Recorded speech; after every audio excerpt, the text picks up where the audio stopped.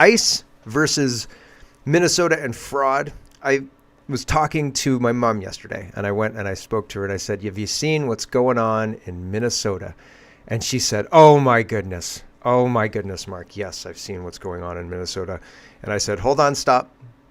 Are you going to tell me about the murders and or ICE agents killing people? Or are you going to tell me about the fraud? And she said, well, the murders, of course. And I said, right, yes, they got you. And so I explained that the murders, the ICE being a big deal, the protests, all of this other stuff are a cover for the fraud that has taken place and the fraud rings that are operating in Minnesota, stealing from taxpayers. And my mom had no idea, I guess.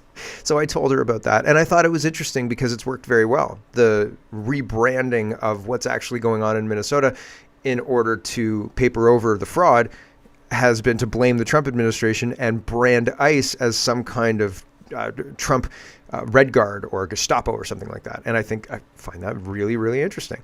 In the midst of all of this, the Epstein files or an Epstein cache of stuff has been released. And it's interesting because there's something hinky about it. I was looking at it, and a lot of the emails are to themselves.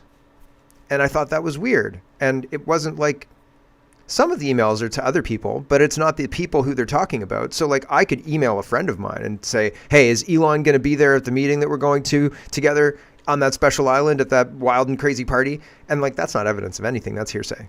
You know what I'm saying? So like, it's a distraction. I think it's a distraction. Places in the United States are mobilizing police against ICE. We talked about that. Cuba declares a state of emergency. Trump's been talking about, hey, Cuba's gonna collapse shortly because, you know, he's Trump and he's predicting the future because he knows what he's done, and cut off their money is one of the things, and that leads to destabilization. The Quebec government agrees to participate in the Liberals' gun grab, so that's weird. Seemed failing except for the Quebec. So, okay. And the United Nations is out of money due to no American funding. That's interesting. Silver and gold lost tons of value yesterday. Unbelievable stuff. So the idea that gold and silver were gold was at an all-time high, breaking 5,000. Was it on the way to 6,000? I think it passed 5,500 an ounce, and silver was at $120 an ounce. And now silver, I think yesterday hit $78. And that's absolutely bonkers, and that's crazy. We're going to talk about that too. So there's lots to get to. Let's get to it first. Oh, and the CPC convention. Oh, the CPC convention's happening, everybody, in Alberta. And I think it's in Alberta. And it's just interesting. It's interesting what's going on. It's interesting the things that they're voting on, and we're going to talk about that second. So as I said, lots to get to. Let's get to it first. Bark says gold and silver black swan event. Gold down 15%, silver down 38%. In the last 24 hours, $15 trillion has been wiped out from gold and silver. That's half the GDP of the United States gone in one day. We just witnessed the first Sigma 10 event in financial history. Mathematically, this shouldn't happen in the lifetime of the entire universe. The simulation is breaking. So maybe I'm not a financial guy. I said yesterday silver's a deal at $100, and then I guess everybody else said, no, it's not, Mark. It is not. And so it went down to $78.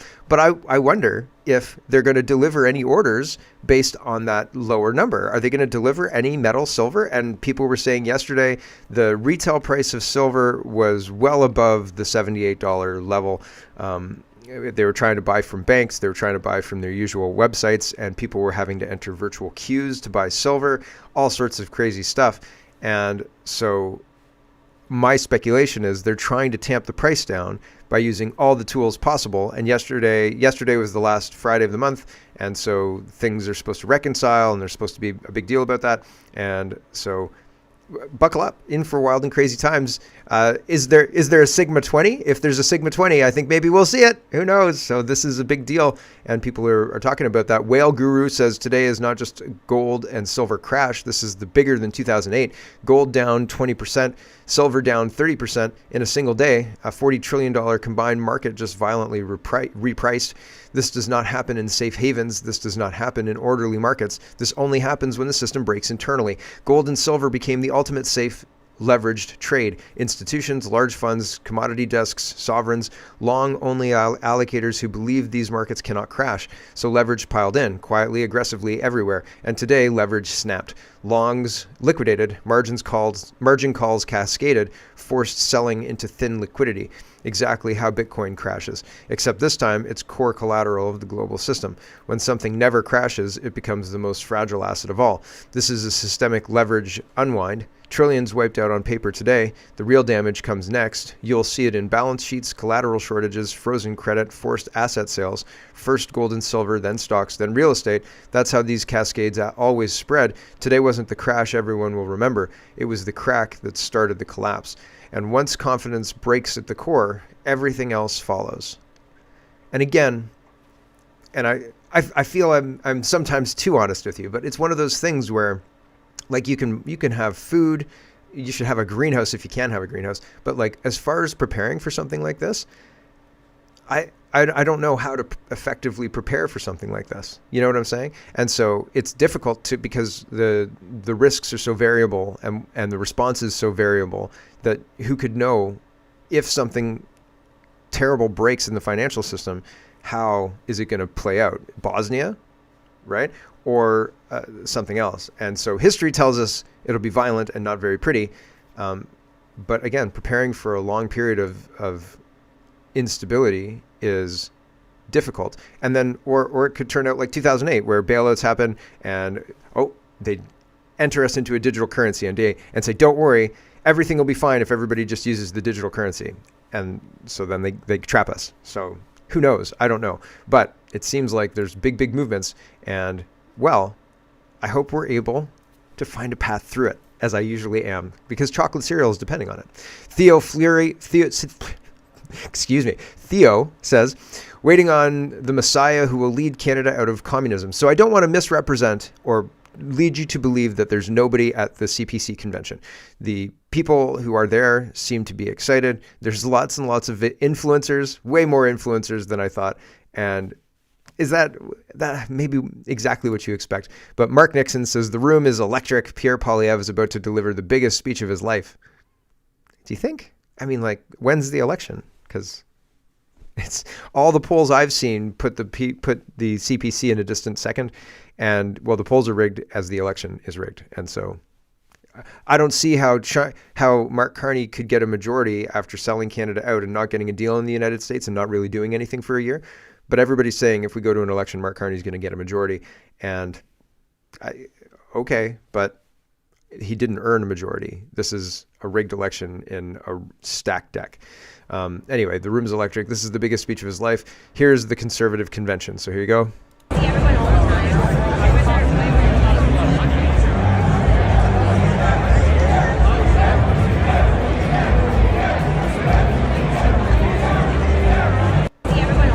Okay, so there's lots of people there. There's people chanting. There's lots and lots of people, okay?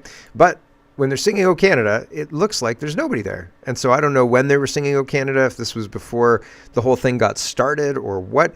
There's a whole bunch of empty chairs, and they're singing "O Canada," and it just seems very low energy. And Michael says, quite a contrast between the sparse attendance here and the thousands packed into the Big Four earlier this week to support Alberta's independence movement. I'm a CPC political... If I'm a CPC political wonk, I'd be worried about the collapse of support in Fortress Alberta. Why do you think that's happening? Well, if the Conservatives in Alberta no longer believe that the CPC can deliver a meaningful change or a meaningful anything really for Alberta, then they'll abandon that vehicle for a vehicle that might deliver that. And that vehicle is Alberta sovereignty. That vehicle is an independent Alberta doing its own deals with Donald Trump's United States, ASAP, please. And they're grabbing signatures. So when I see this, that's what makes me think of. But again, there's lots of... I put out a tweet that was talking about how it seems like people are giving up on the CPC in Alberta. And somebody else said that it wasn't... that the venue was packed and that I should stick to real journalism or go back to real journalism or something like that. And so I want to try and be as balanced as I can be. It didn't always look like this, right? Like it's not always looking that empty, but still it bears questioning. I think. If when they're singing "O Canada," there's lots and lots of space left. Here's this guy. He tried to get into the Conservative convention, and he was told no. He said he was denied because he was called a separatist rabble-rouser or something like that. Here we go. Hello, everybody. I've got some bad news for you guys today. I'm just coming back from the BMO Centre, where the Conservative Party of Canada is to host their yearly convention to decide the fate of Pierre Poilievre. I bought an observer ticket to be able to get into the event, but I have some unfortunate news. When I went to the registration desk to actually get my badge and to be able to actually attend this event, I was turned around. I was told that I am an agitator and that I am not welcome at their event. This is unfortunate news considering the fact that even though I assume it's because I ran against Pierre Poilievre in the Battle River Crowfoot by-election, that, well, Pierre Poilievre really didn't have too many problems with me. I mean, he really just literally supported half the things that I was saying in my speech. So, I don't get it. They don't want differing opinions. They also want the opinions of the youth. But yet, they kicked me out. It's an unfortunate day. We're going to keep on fighting, guys. Peace out. Wild, right? And so they're keeping tabs on people. I mean, he ran against Pierre Poilievre, but they don't even let him into the convention? Like, is that not... Is that weird? Like, if somebody ran against me and wanted to come to my convention, if I was having a convention, I don't think I'd kick them out, but maybe that's naive of me. I don't know. Who is allowed into the convention? These guys, Mario and Alberta Proud Dad, this guy. And so they're doing, Mario's a delegate. He's voting in things, and Alberta Proud. Is it that warm out in west right now? Like, there's a ton of, it is minus, I have a heater on in my garage here. It is freezing cold in Ontario right now. Anyway, here is these guys. Day 2 of the Conservative National Convention in Calgary, Alberta, and I got Mario. Mario, how you doing? Good, man. Thanks for Awesome. having me. So you actually came in as a delegate. I did. And explain to people, what does a delegate do at the National Convention? So delegates have a lot of responsibility. They're the ones that actually get to vote, as an example, which is kind of the big question is, will Pierre Poilievre stay on as the party leader? And so delegates get to vote on that. They get to vote on policy. One of the important ones that I've talked about before, which I've always been a big fan of, is having a variation of castle law. Mm-hmm. And So they're selling the Conservative position. Okay, so they're putting content out to push the Conservative position. But one of the things that, well, I stopped listening after about a minute because I was bored of listening to the Conservative spin. But one of the things they didn't talk about while I was listening was what Harrison Faulkner's highlighting in this tweet. He says Conservative Party members have just voted down an amendment to the party constitution that would only allow citizens to vote in nominations. Non-citizens are able to buy party membership and vote in nomination races. One Conservative MP, Brad Redicope,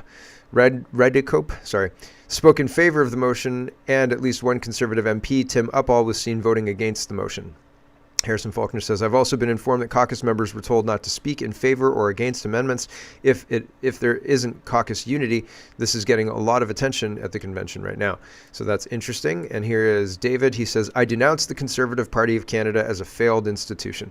They just voted to allow non-citizens to continue to be party members. This is a complete violation of my values, and I will never support them again as long as the policy exists. And so, yeah, there are things that the Conservatives do sometimes that I think, okay, yeah, maybe that's an all right position to take.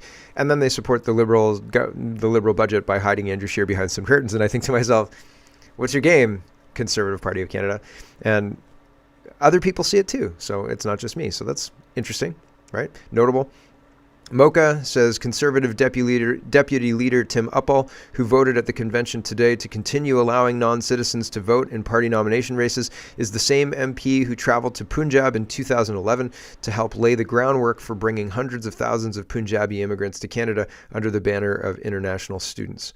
So there you go. And it's interesting when you know about what our politicians are doing, the questions compound, right? And this guy is the guy who gave up his seat for Pierre Poilievre, and he's talking about how excited he is for Pierre Poilievre, et cetera, et cetera. And again, this is part of balance. I didn't want it to seem like I was crapping all over the Conservatives. They're doing it themselves, right? But they do have some people who are supportive of them.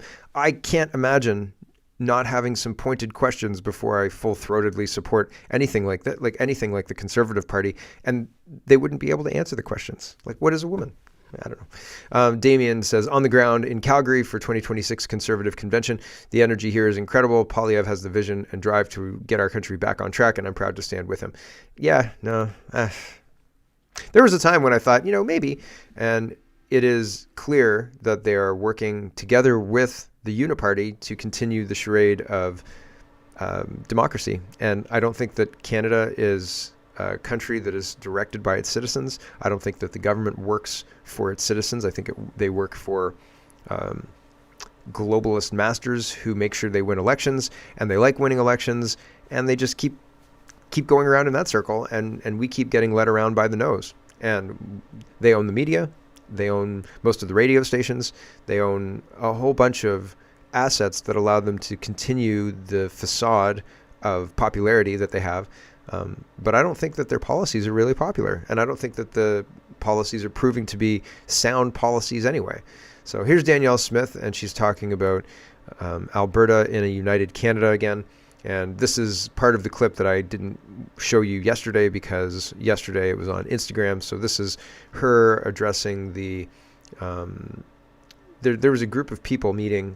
So I don't know if this is the premier's meeting or where this is exactly, but she's saying how excited she is for, moving things forward, et cetera, et cetera.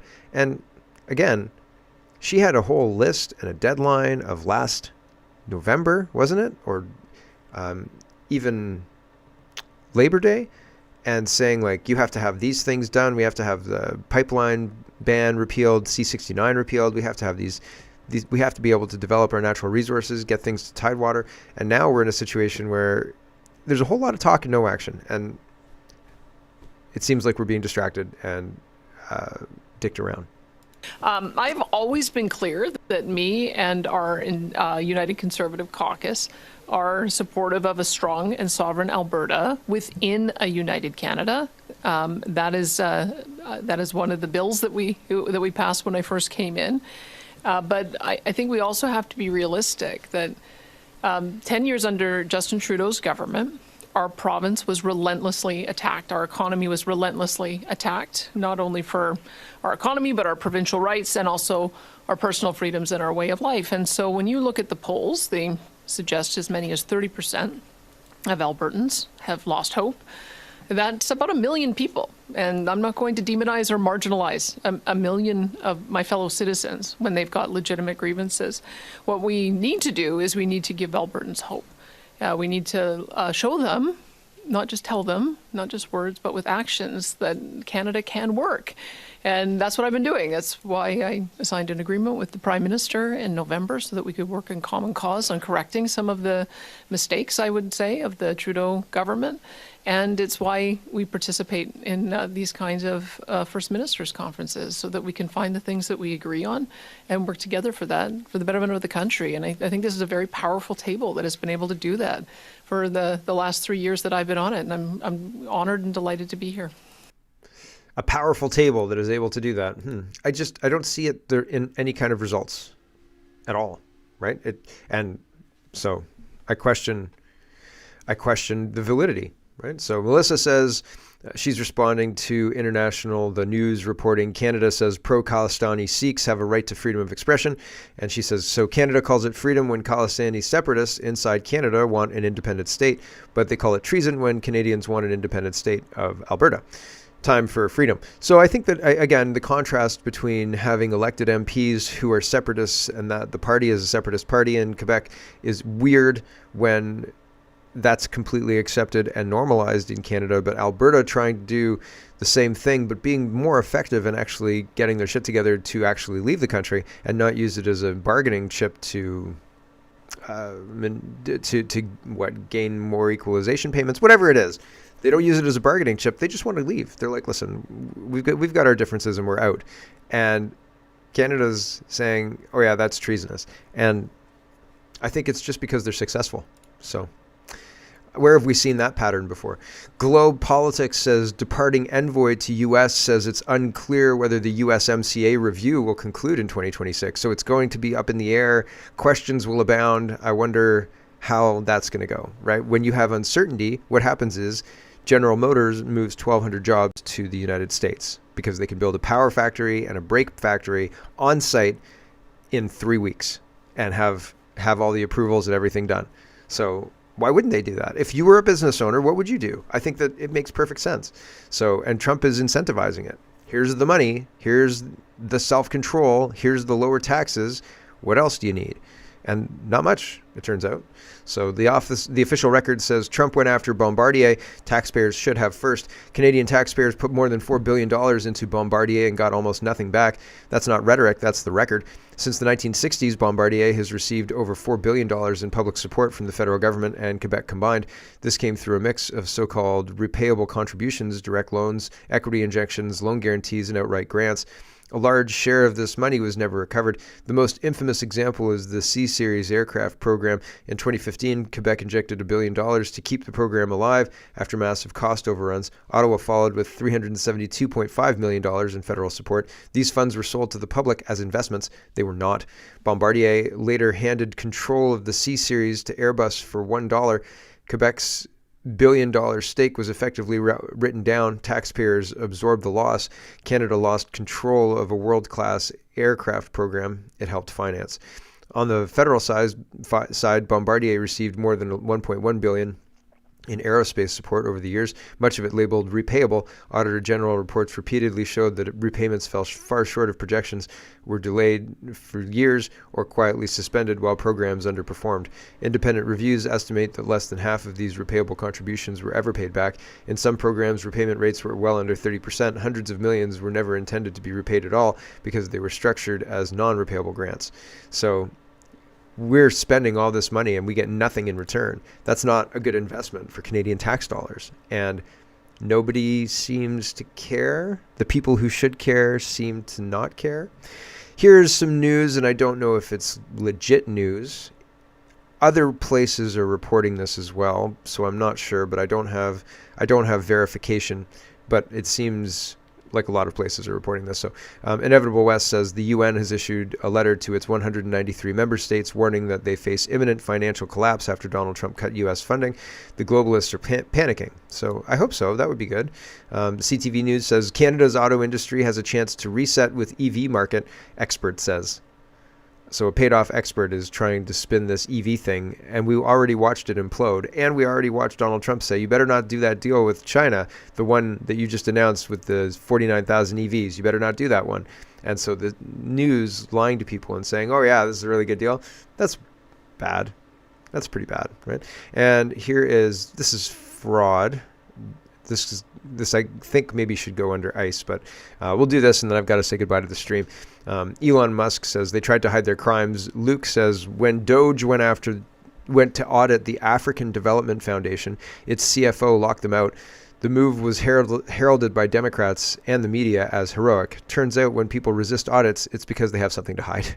Senior officials at the United States African Development Foundation agrees to plead guilty to accepting gratuities and making false statements. So he lied, and there was something to the fraud allegations and Doge wanting to audit them, right? And so it's interesting. I think the same pattern happens in Canada quite a lot, but I talk about that a lot as well. All right. Thanks for watching, everybody. If you want the whole show, head over to CanadaPoly.com. If not, that's okay. I'll be around tomorrow. And tomorrow, actually, I have an early thing that I have to do Sunday morning. I know, but it is what it is.